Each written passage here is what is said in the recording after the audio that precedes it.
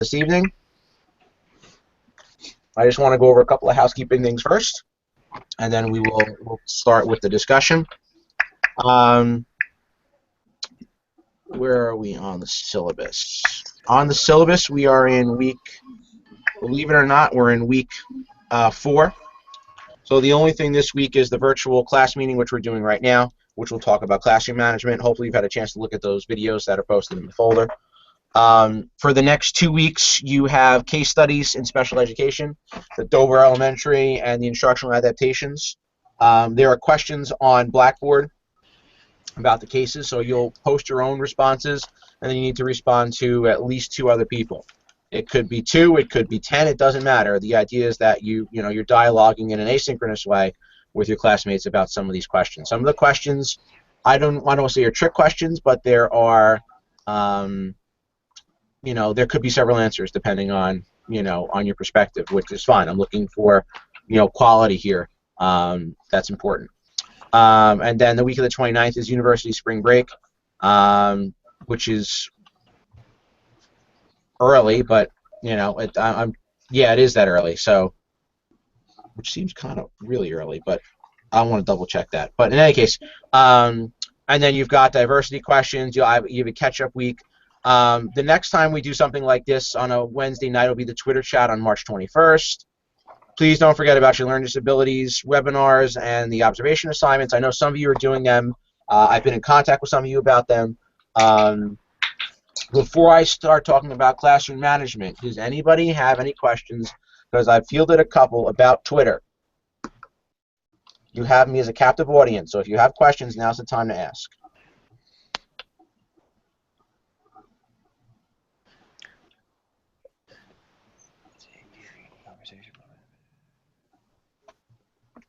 Anybody?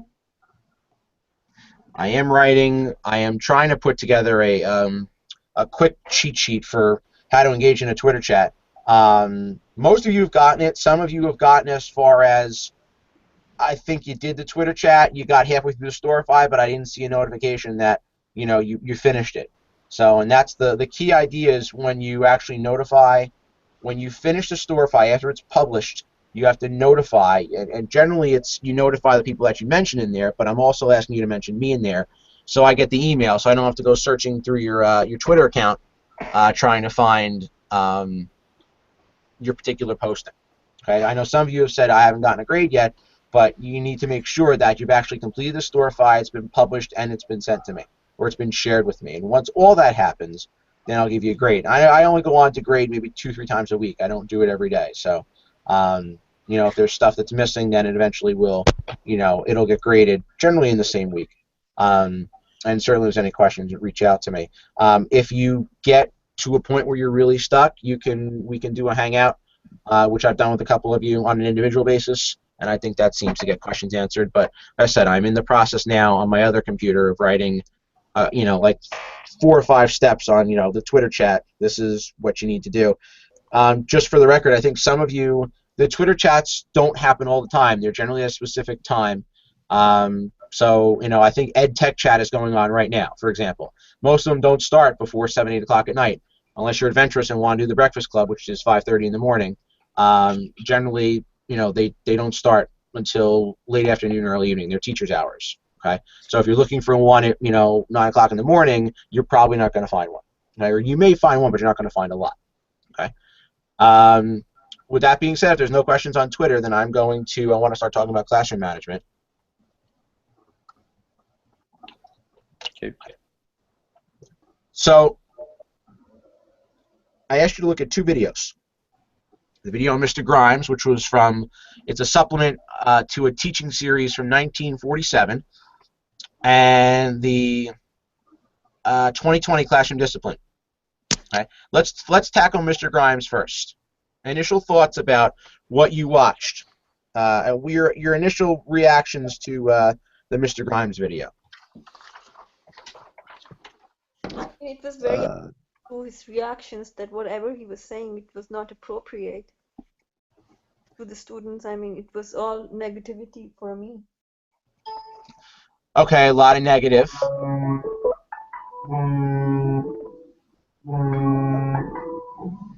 What else besides the negativity? That's true. I mean, he definitely right off the bat, he was, you know, everything was negative. What else? Most of the problems originated He seemed like from minor breaches, and especially, obviously, when he had his back turned, and his attitude exacerbated it. Okay, yeah. Let's. And the problems, none of them were major.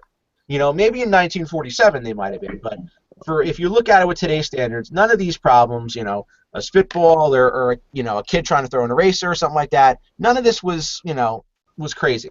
It was minor stuff, and I think the part of the dilemma, part of the challenge as a teacher is, well, how do you deal with that? You know, and one of the things I'm going to challenge you with that I can't answer for you, nor can I create for you, is what is your classroom management philosophy? You know, a lot of times, you know, a great interview question is, you know, your teaching philosophy, you know, and part of that has to be, what's your classroom management philosophy? How do you deal with issues in the classroom when they come up?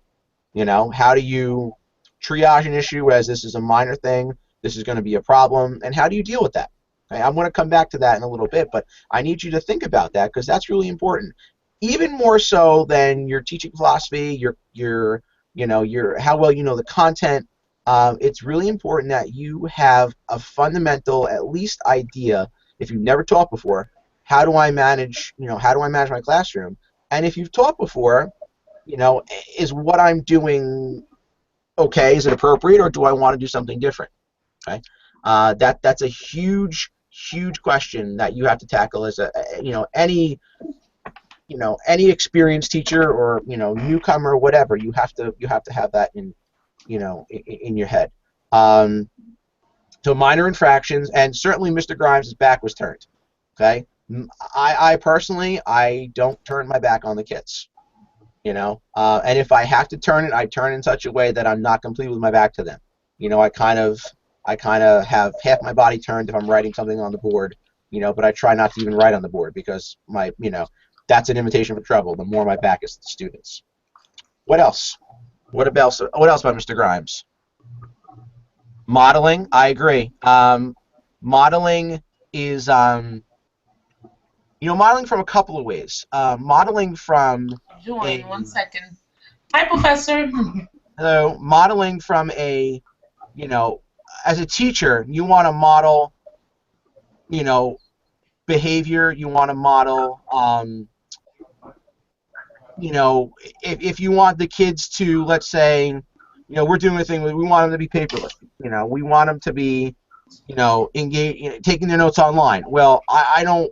Then if I want them to do that, I'm certainly not going to show up and take and write on a piece of paper. You know, I'm going to try and model that. And it's also good when we model for other teachers, because when you have when you're modeling, you know, a certain skill, you're teaching in a certain way, you're differentiated, or you're doing a flip, you know, then another teacher can see you and they can learn from that too. So I think modeling is definitely important. What else from Mr. Grimes?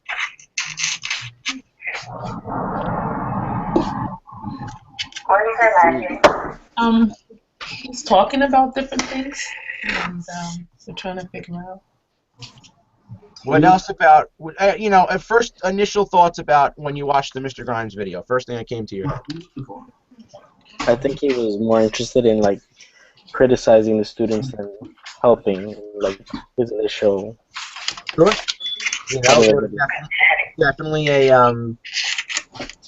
you know, let's you know, the first thing we do is not, you know, go after the kids. And I think he kind of distanced himself from the kids because it was a very tumultuous, you know, situation between him and the students. He didn't have their respect; they weren't respecting him. So it was a, you know, I think he kept putting himself in a corner, and the only way he could come out was swinging. So it was definitely, you know, he dug himself a hole, and the hole kept getting deeper and deeper. Chris, what I'll do is take notes, and I'll call you back. All right, I'm gonna try to call him. Okay, bye. Okay, what else about Mr. Grimes? The tone of his classroom was really negative. Certainly the tone being, and this is the first half of the video before we, the before and after. But yeah, his tone, and the littlest things that you do or say, a student of any age will pick up on. They'll pick up on your attitude. They'll pick up on what's going on with you emotion wise, all of it. And it's not they just, if they find something that they can attach themselves to, they will, okay, and they will harp on it and over and over again. There are some kids that it's their mission in life to try and break you. They're going to try and see, well, what makes Mr. Spiegel, what's going to make him blow? What buttons can we push? And when I first started, there were a lot of buttons, and I think now, being in the business a while, I've learned to get a grasp on that. I don't want to say control it, but get a grasp on it. I know when they're trying to push me, and it's not going to work. But 10 years ago, it probably would have worked. What else?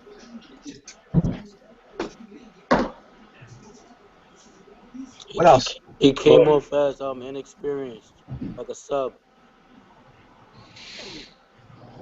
He came off as inexperienced? How so?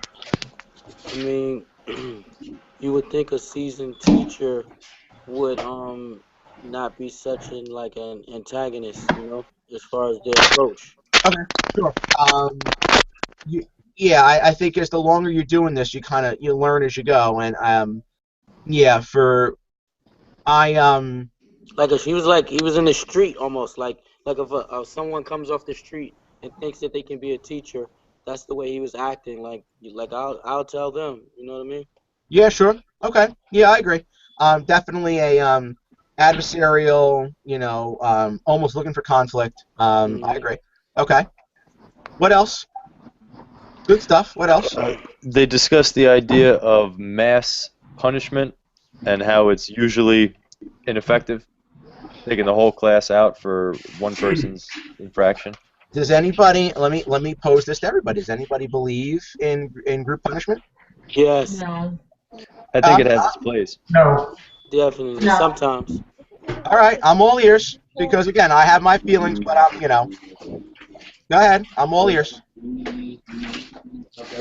For those of you that believe in group punishment, tell me why. I mean, it depends on the situation. I don't think it's like a end all be all for either way. It just depends on the situation, the grade, and what the cause of the punishment. Okay. All right. If done correctly and depending on what the crime was, if it wasn't too serious, then it can serve to create compassion might be the wrong word, but serve to have the individual that committed the act feel bad about bringing down the whole group if he's inclined to feel that way. Okay. If you think you can reach a student that in a certain setting that actually cares for the other group, for the other members, and will feel bad about having damaged his friends or his family or group, whatever it is, then I think it has its place. But 9 times out of 10, I agree, it probably doesn't work. I mean, you can even. I mean, I hate to use the word shame, but you shame the offender with the group punishment. So one person does something bad, you kind of create that team environment early on. One person messes up, this is the team. One person messes up, we all mess up, and that includes the teacher too. The teacher can punish themselves. If you don't go outside, I don't go to lunch. I stay with the class and whatever the case may be, whatever. You know what? I think that's a good point. For a couple of reasons. One, I think if you're going to dole out group punishment as a teacher, I think you need to be willing to take it yourself. But it's a cultural thing. You have to, and culture, I mean like a culture in your classroom. You really need to, is there an expectation that, if one kid's doing something that's inappropriate, are the other kids kind of policing that? And as much as they kind of blow it out of proportion, if you will, in the video, hey, I want to do these problems, no one's saying that, but at the same time, can you create a culture where the kids are telling one another, hey, come on, quiet. I want to, I'm trying to get through this or whatever, and however it sounds, but the kids are comfortable, doing that with one another. I've tried group punishment. No, I don't say punishment. I've tried I did a group detention. I had this was the first year I was teaching. I had a bunch of the kids were taking a test. They finished early, and I said I pretty much didn't care what they did as long as they were quiet. And they were it just kept noise, noise, noise. I said something 5 times, and I said the next, the next peep I hear, the whole class has detention. And I set myself up because as soon as I said that, not even 5 seconds later, I got a peep. And that's it. I said the whole class, you're done. You're coming after today. Now the rule was you weren't allowed to keep a class the same day because, transportation, da da da da da. So I said, that's fine, I'll keep you 2 hours tomorrow. One for the hour I would say, and I'll do one for tomorrow. So we'll do 2 hours tomorrow. By the time the day was done, the vice principal had about 6 phone calls from parents, angry parents already. Who the hell is this teacher, and why is he keeping my kid after school? It was a disaster. So what did the vice principal say to me? How are you going to fix it? And I'm like, what do you mean? He's like, you made this mess. You're going to fix it. Okay, so that became a night of soul searching and thinking. And the next day I said, all right, who was it? I said, I'm not going to dwell on this. Who was it? And a couple of kids fessed. I know to this day the one kid that fessed didn't do it. So those 7 kids or 8 kids, whoever admitted to it, sat detention with me. I sat with them. So we all sat detention together. And we got all whatever problems we had, we got it out there. Never had a problem going forward. But I never gave a class detention again because I probably did alienate the kids that had nothing to do with it. But also, there was one kid that was misbehaving, and I was punishing another potentially 30 kids or 32 kids that weren't doing anything wrong. They were just, they just happened to be there. And you think about your own experience as a student, you don't want to, like I wasn't doing anything wrong. I was just there. Why should I be getting in trouble? So, I'm not saying that it doesn't work. I do agree that it has its place. I've personally given up on it, but there are times where, if I hear something, if someone says something behind my back and I know and I'm positive I heard something or something was thrown or whatever, and I've got some kind of hard evidence, that's it. Then I might say, okay, I'm pretty sure this came from the corner, hoping the fact that someone's going to say, hey, he did it.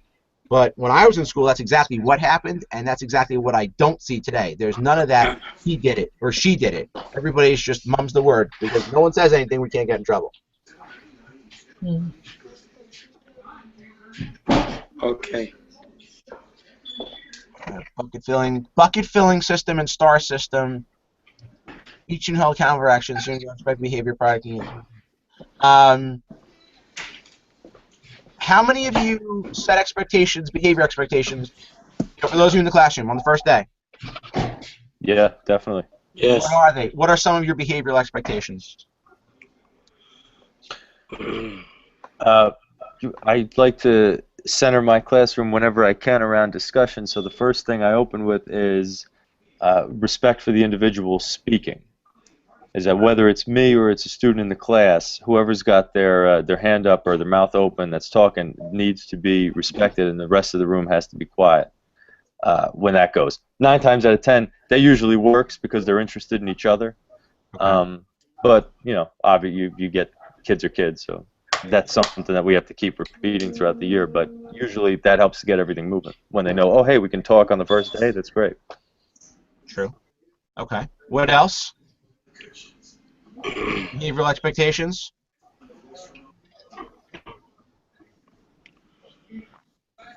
You that are in the classroom. What else? How else do you, set the tone? As far as behavior, right? Yeah, like behavior, like or even that, or even what do I expect, from like my classroom stance. What are some rules that you put in place? What are some rules that you don't put in place? Well, I say you definitely want to. I like to have the students come up with a lot of the rules, so they can kind of feel empowered. Like, definitely handing in your assignments on time, because that can affect the Absolutely. classroom as a whole. Okay. Yeah, I definitely agree. The more the kids feel empowered, you know, there might be like 2 or 3 things that I'm really, that they're coming from me, but other stuff, and there's nothing wrong with. All right, here's what I think is important, and there are times where I'll say, listen, I'm up in the air on the bathroom. I'm inclined to say, if you got to go, as long as it's one at a time and you're not taking forever, don't ask me, just go. Versus, some people think that that's awful. I might say, how do we want to handle homework? I don't give homework anymore. But how do we want to handle, submitting work, or how do we want to handle how we sit? I generally let them sit where they want. I don't really care. I'll say, do you want to sit alphabetically? Do you want to sit in groups? How do you want to, how do I make this your classroom? And I think the kids will definitely, you'll get Go points ahead. because it'll feel, oh wow, I have a say, and why not? Because it's as much their classroom as it is mine.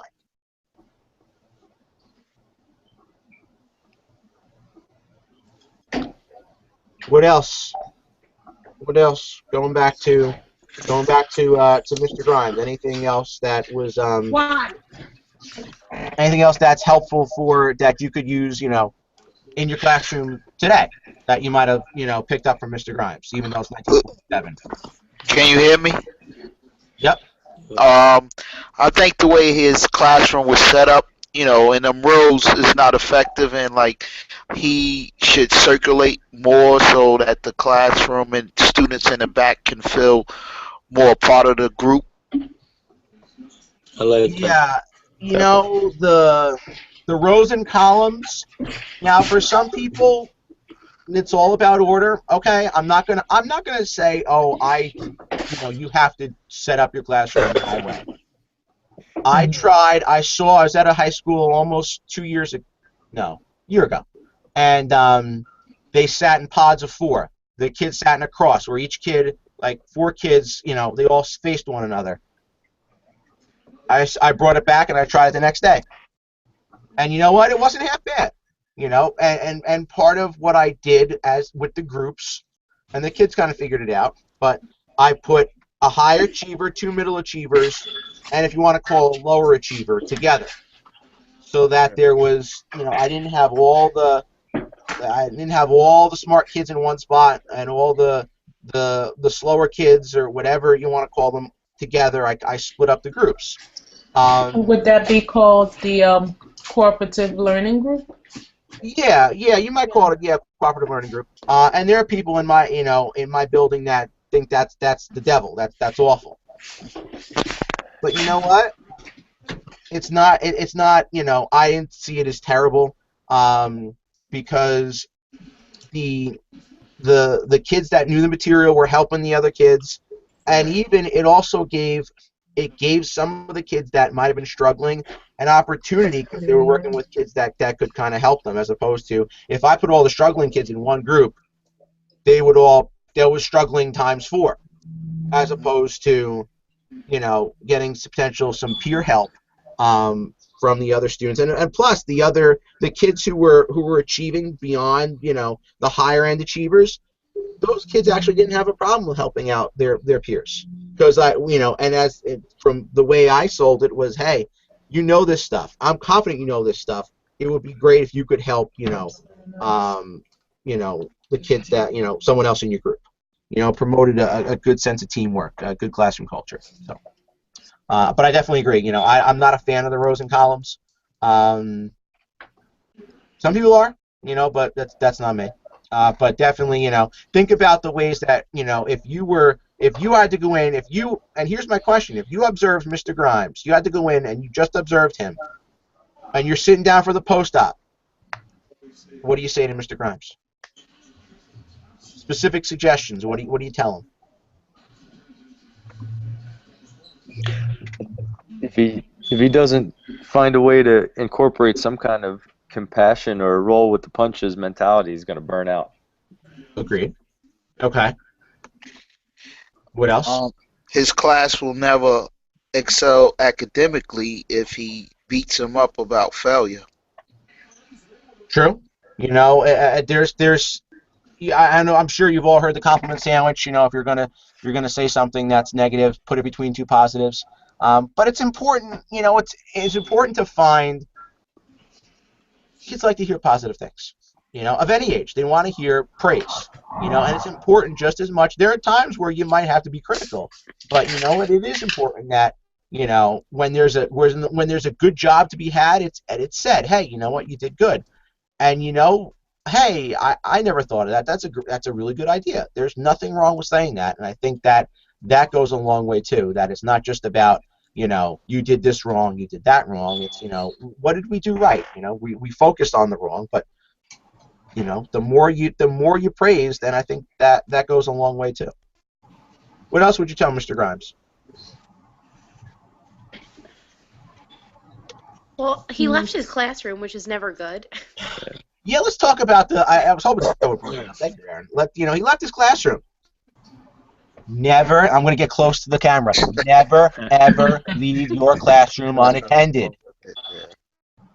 You are legally liable for those students during your class. So just like if you kick a kid out of class, you're still responsible for that student. Okay, so definitely that's but on the time that was appropriate. But nowadays, I mean, I'm lucky I turned my back, let alone just walk out of the classroom. You just can't do it. How about this? You say I got to run down because you got to make a copy or something. I'm going to be on a minute, and during that time there's a lockdown called. Okay, Yeah. so you're a whole way away from your classroom. You're 500 feet away from your classroom. Okay, you're done either way because you're either walking through the hallway during the lockdown when you shouldn't be. Someone's going to find out the fact that those kids may not say, "Oh, we're going to go huddle and hide in the corner." Okay, so you're potentially in a world of trouble. So never ever leave your classroom. Good, I agree. What else might you tell Mr. Grimes? If Well, I'm not mistaken, I think he for one of the kids he kind of like immediately said something about the principal without like trying to handle it himself. I think. Yeah, that's another one. Let me get close to the camera again. You have a problem in your classroom. You have to deal with it first. And there's another one I've learned the hard way. Okay, the more you call for your principal, your vice principal, whatever, the more the kids realize there's a button. Okay, and that also makes you ineffective as a classroom manager.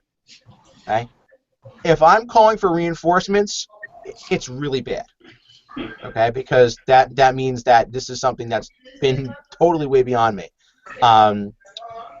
If I have a problem, I'll deal with it.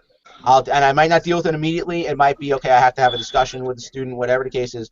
But it's so important that you make every attempt to deal with your own problems, before you involve somebody else. Now, there might be times where I might have a conversation with a guidance counselor, with a case manager, with another teacher, whatever. But if you just, if you just dismiss that student, or you just, if you call for help without even trying, yeah, that's not good. Definitely not good. And again, you feel free to disagree with me, but I'm not. I've learned that. I think once or twice I called, and the kids knew. Like we got him. We got him because he had to call for help. And guess what? The more they do that, and the more I fall for that, I look ineffective in the eyes of the administration. I can't handle my own problems. So definitely, you save that for when you you got two kids like in a physical fight.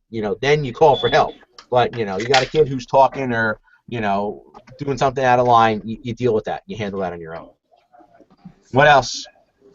I think that he needs to strategize a better plan for his classroom, and that fits both the culture and of his class. Yeah. Okay. How would you go about doing that? I agree. How would you go about doing that?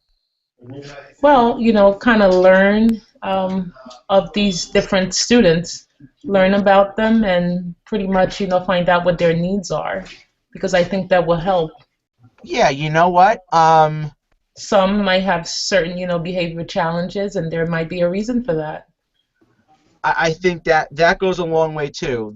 If you can um, learn about your students, and I think when we hit the diversity chapter, those diversity questions, I think that's important. The more you know about your kids, I think the better, um, the more educated you are. There are kids that there are certain things that's going to push their buttons. There are certain kids. I remember a kid. This was probably God, 6, 7 years ago. He had a severe vasovagal reaction when we talked about sex, meaning he passed out. I mean, on the floor, sweating bullets, couldn't do it. And I mean severe vasovagal, on the floor. So I know that ahead of time, I'm going to take care of that situation. Just like there are certain kids, as a teacher, what triggers them, what makes them upset, what makes them angry, what makes them, whatever. You gotta be careful with that. You gotta know your audience, you gotta know your students, and much more of just, who they are and where they do academically, but, Yeah. behavior-wise, all of that, because that's key. You can have a happy classroom if there's some kids I know what'll set them off like that. They're not oppositional defiant. There's some things that will set them off. And I'm not about Sometimes to go down that medication road if could I be don't an have to. issue. Mm-hmm. Yeah. What else? What else? Other advice would you give, Mr. Grimes? Yeah, since the video says that most of the kids had failed the exam, so I think that instead of him criticizing the kids, I feel that maybe something was wrong with his own teaching strategies, since most of the class he said that had failed the exam. So maybe Yes. Good. Let's talk about the assessment. We haven't talked about that yet. Half the kids failed, and most of them failed. so maybe something was wrong with his teaching method. It was not one or two kids he was Mhm. talking. One of the things I think, I've been doing a lot of research on computer-based testing. In the last year, we was a solution for running in Bergen, and like I'm going to do a presentation next month at a thing at Stevens. I'm hoping if it gets approved on learning about the learners. What can we find out about kids that take tests? More than just the answers they put down on the page. How long do they spend on each question? Do they, if it's a multiple choice, do they go to the wrong answer right away, or do they toggle back and forth? Um, and then look at the assessment as a whole. If a lot of kids failed, was the test good? Were the questions tricky? Was the way I presented the information? Was it what can we find out about kids that take tests? Is somebody watching me on YouTube? How long does it each question go from somebody? But in any case, what do you know about the kids? And maybe that test, we kind of hinted at that. I forget if I talked about it with you, but do you throw the test out? No.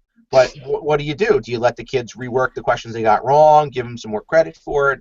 Because the idea at the end of the day is they learn the material.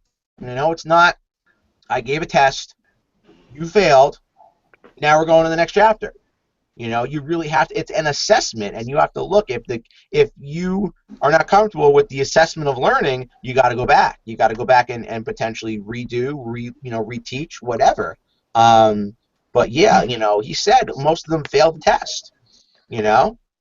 And his after, the second part, he said, I'm sure you're disappointed, and he was disappointed too. And what did he do? Let's go over the problems that you got wrong. Why did you get this wrong? And not only that, I like the question, what were you thinking when you answered this question? It's not enough to say, oh, I put down the wrong, and maybe it was a transposition, whatever, or you made a mathematical error. But what were you thinking when you answered this question? I don't mean that in a negative way. I mean that, trying to get at the learner. What were you thinking when you answered the question? And that's another piece of this. You know, these kids started to get disgruntled because of the test. You know, and Mr. Grimes didn't help, but the test was part of the problem too. That's why they were, you know, unhappy to begin with. Good stuff. What else? Anything else from Mr. Grimes?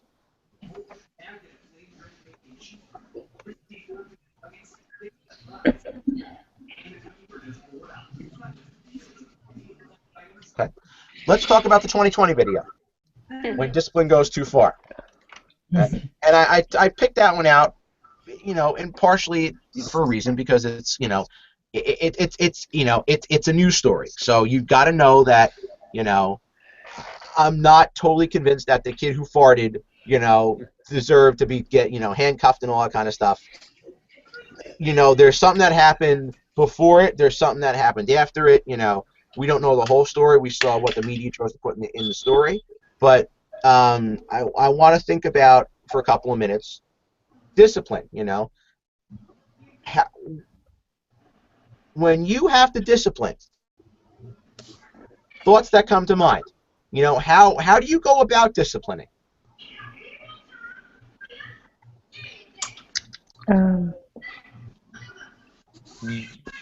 How do you discipline? Well, the punishment has to fit the crime. You can't over punish for a lesser offense. You have to kind of really think before you discipline, especially in class. You can't, if someone drops a pencil in a quiet room, you can't give them a week's worth of attention because it's not fair. You have to have the right punishment for the right offense. Okay. Okay. What else? I think it just like expectation. No, go ahead. I think it just depends on the situation. Like I don't know if it's different for me. I teach first grade, so we do the clips, we do points, we do positive reinforcement. I try not to take so much away. They move their clips down. They know how to work it back up. They get choices. So there's like a whole bunch of things that it really depends on the situation. Yeah, and my philosophy of how I was disciplined in high school versus, you know. Yeah, it's just so grade, first grade, yeah. You know, it's a totally different, you know, a totally different ball game. Yeah. You know, so that's you really have to think about, and even within that too, of the kids in the class, you know, that you might have a group of students that, you know, on any given year that may not take punishment well and might not take discipline well for a variety of reasons. So you have to consider that too. What else? What else? How else do you discipline? How do you know, thoughts, philosophies? I think it also goes back to when you said expectations. Even with punishment, I think expectations are important because if your punishment, you know, assuming that it's not anything outrageous, if your punishment system is kind of like in place, when something goes wrong, it won't really disrupt the flow of the classroom because the student will already know, like, okay, I don't know, this is gonna get me lunch detention, so I may not have to stop the class to address it, but at lunchtime, that kid knows, you know, whatever it is, the punishment is. Mm-hmm. You know, and one of the things I struggle with too. I mean, I'm not that old, you know, and I when I was a kid, if I was bad, I sat in during recess. And that was probably the worst thing you could do. If you took away my recess, I had to sit, you know. And now you think that, well, we almost had mandatory recess because for a whole bunch of different reasons that kids need to get outside, you know, or need to have a break, you know, during the day. And that got as far as the governor, and it was, I believe it was called stupid or dumb, one of the two. You know, that this was it was stupid legislation. You know, so, you know, we're thinking about, you know, trying to, you know, behavioral issues, and now you've got a kid who, you know, you've just taken his recess away, his or her, so, you know, you've just exacerbated a potential problem. It's different. It's different than, you know, if you're I'm 38, so if you're around my age, it's different. I learned, and I went to Catholic school my whole life. It was different. There was no, you know, that was it. If there was it was a problem that, you know, I had to sit when I was in 5th grade. I was in a Catholic grammar school. There was the bench. The bench was an old church pew, and if you had to sit on the bench, you were in it deep. And I got in 5th grade. All I was doing was running around like at a line, in the morning when we lined up in the gym. But I was on the bench. I think my memory was at least a month. It might have been 3 days, but for me it was it was a month. And I never did it again. But I'm not sure that in today's educational environment, that might be construed as a severe punishment. Where my parents, fully supported the nun that, put me on that bench. You really have to think about how do you discipline, because we've seen, I got to tell you, I'm very cognizant now of how if I yell, it's for a real good reason, because I don't know who's recording me. And maybe I was yelling at whatever it was perfectly legit, but it's now it's recorded, and I'm very, very leery about losing my cool. And if I start to lose my cool, I'm putting myself in check, because I'm thinking, hey, I don't know who's recording me. I don't know where this is going to go. And I've seen teachers lose their jobs for this kind of stuff, because, once it's out, there's a perception of, and I might have lost my cool for, a whopping 5 seconds, but that's all it takes. So that has thoroughly changed my process of, if I have discipline, and then I challenge myself. Why am I yelling? Why am I getting into a screaming match with someone who's not even half my age? Why am I getting into, stop, Albert, stop. And then in the back of my mind, the minute I reach for my cell phone, I'm like, wait a minute, any number of these kids could be recording this, and the last thing I need is to have a video of me on YouTube screaming my head off for something that's, dumb to begin with. I'm just begging to be fired. Okay, so that's really changed my thought of how I discipline, and I still catch myself, not doing it, but I'm like, speak will bite your tongue. And the other thing is, the kids have, hopefully they don't realize yet that the dog doesn't have any teeth, because you can't do certain things. You can't keep kids after school now at the grammar school level without parent permission, and so on and so forth. You can't do immediate detention. Even at the high school, you have to have all these waivers signed by the parents, as if your student is given a jug or a sash or whatever they want to call it, they're liable for 45 minutes after class. It's, you almost have to have such great control in the classroom to prevent problems, because when one arises, you're limited with your options. You're so limited. Yeah, and being recorded is a big issue too. Yeah, like you said. I agree. You got to think about, they'll call you bluff. Right. I've been in an all-boys school for 12 years, and they know what, that ain't gonna happen. If I threaten something, you got to be ready to follow through on it. And I've learned that too. Because all of a sudden you back down, it's, hey, the kids are like, I won. He can't do that, and the kids know, they're smart enough to know what I can and can't do.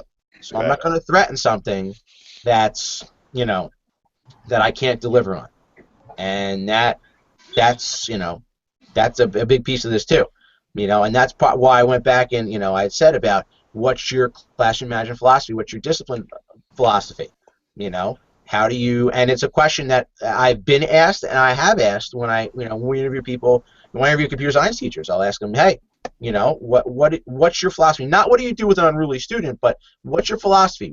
How do you deal with, minor infractions that become major infractions? How do you handle that? And you have to have an idea of that before you step foot in a classroom.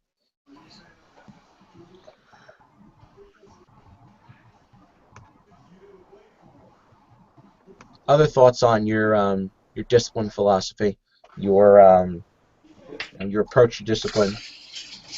Was any of the cases on 2020 warranted? Is it warranted to put a 6-year-old in handcuffs? Huh. No. I'm not looking for a right answer. I'm not looking for That's unacceptable to me. Yeah. I'm throwing it out there. Because it's almost like I mean, I know she was catching a tantrum, but I mean, it's like you mean to tell me like through my maybe 5 or 6 years in education, I feel like there's always some outside party that could come in that's not in the problem that could kind of like diffuse it. You know, I don't think handcuffs are. You know, I think that's like institutionalizing a kid. Like it's like crazy. I agree. And the way it was explained, it was, oh, this was totally warranted, because this student was out of control. Okay. I'm not sure I agree with that. I've never had to deal with a kid that's been that out of control. I can also tell you this, is that strength in numbers. There are times where a teacher might put out a call. We went from walkie-talkies to we all have the school gives us, we have a school issued iPhone. We use Verizon push to talk. So if someone puts out a call for help, I got to tell you, I'm not waiting around. I'm going to go see who needs help. And all of a sudden you got 10 or 12 teachers that have swarmed this one teacher who needs help. Kids who might no, I'm going to think twice about this, because there's such an overwhelming response of teachers that it's now, it's not all these kids versus one teacher. Now I've just it's like it's reinforcements, and that's that helps too. When you realize, oh, I'm not, when I call for help, if I have to call for help, I'm not alone.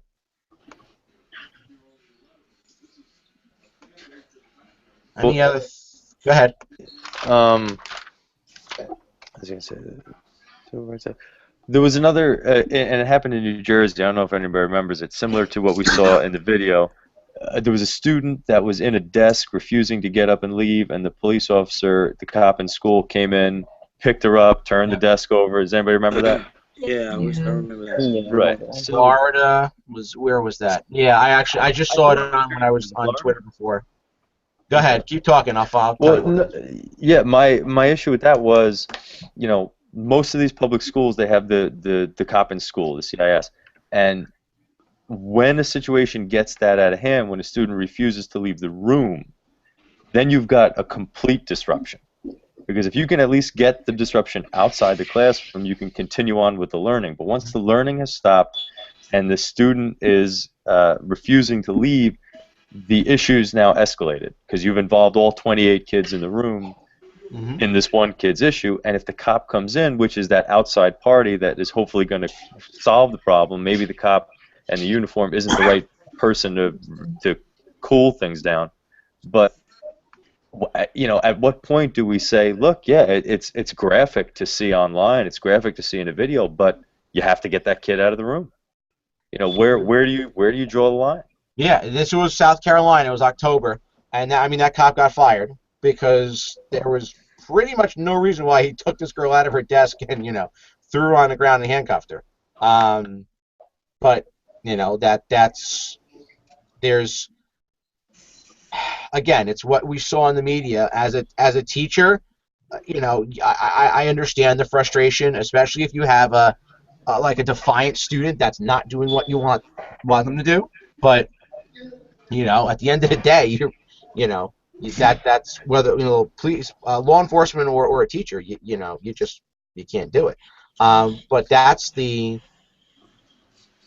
a lot of the and that kind of puts the whole teaching profession in a bad light. Even though this was a cop, it's like, wow, this teacher couldn't control his or her class.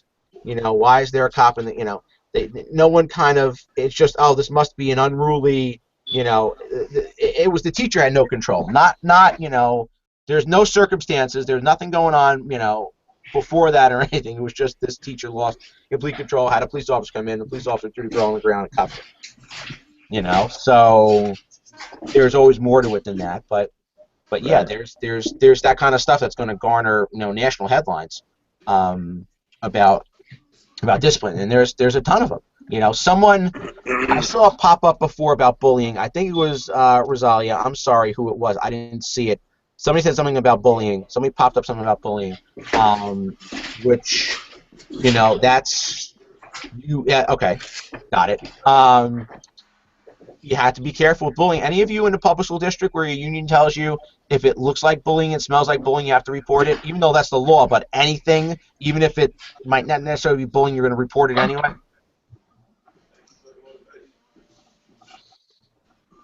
There are some unions that'll say, hey, it doesn't matter if it has the immediate implication of it could be bullying, definitely bullying, and you report it. That law is still on the books. So you have to think about. And the other thing, as a teacher, you have to look at. You have to be, the first judge of it. If anything, a kid says something snide to another kid, could that be construed as bullying? And then you have to report that. I get the intention of the law. I always say, out of good intentions come bad laws. The intention is right. Bullying is a problem. I don't agree with that at all. But now it's, do I report everything? Do I report nothing? What if I don't report and something happens? Am I liable? And that's a tough spot to be in. But how does bullying play into all this? Do the kids know that they can get away with something, or do they not know? A woman who I knew when I was doing my principal's residency had when you get a kid who someone looks at you the wrong way and all of a sudden it's bullying. Her line to the parents were, just so you understand, once we start this process, we don't stop it. We investigate it thoroughly. Your name gets, and it's on a permanent record with the superintendent, with the board, with the state, because all this stuff gets reported. So, if it's true, I have absolutely no problem, investigating and whatnot, because I don't want one kid to get bullied. But if it's going to be some type of goose chase, then that's another matter too. So, the kids know this too. The kids know the bullying thing. They know how. Oh, I was bullied.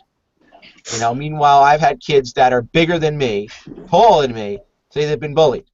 Yeah. Could be. I have to investigate that, but part of me says I somehow doubt it. So that's a whole other part of it too. Anything else about the 2020 video about discipline philosophy, and that kind of stuff? Well, the spanking was weird. That 19 states you're allowed to spank a child. Yeah. How many states still have corporal punishment? Oh yeah. I think in Texas you can paddle, but you just have to get the parents' permission before you paddle. So that's what we would think of as, oh my God, this is I couldn't dare do that. In some places it's perfectly acceptable. And part of why that diversity, those questions on diversity are so important is you have to understand culturally too that there are some places that, this is perfectly acceptable. If a student in my class came in and said, my mother hit me because I came home with a bad grade. She smacked me with a ruler or a frying pan or whatever. My first inkling is, I'm a mandated court reporter. I got to report that. That's a DIFUS thing, or the DIFUS. I have to say something. Whereas that student's going, but no, that's what happens in my family. That's not, that was my fault. I did something wrong. It wasn't, my mother doesn't get in trouble for hitting me with a frying pan. It's, I did something wrong. So I think that's, that's part of it too, that, there's, kids come from different backgrounds, there's different expectations, even just parenting, is it loose, kids, have a free run of the house? Excuse me, is it tight, and you're not getting away with anything? Will the parents support you as a teacher? If you call home and say Johnny or Susie was doing X, Y, and Z in my class, some parents might totally side with you, and some might say, hey, good, I'm glad they were, because I told them not to take any of your crap, meaning you, the teacher. How do you fight with that? I've had parents tell their kids, Don't do Spiegel's homework, because if you had this other teacher for class, he doesn't give homework. So just don't do it. How can I mean, yeah, you're still getting a 0, but like, how can I somehow convince that kid? By the way, don't listen to your mother. You know, you need to do your homework. Do what you want, but you get a 0. You know, so that's a whole other facet of this is what kind of home life are they coming from, and the discipline there. How does that roll over into the classroom, and what kind of support you're going to get from the parents, because you might not get any. You might get total support, and you might get absolutely nothing, and anywhere in between.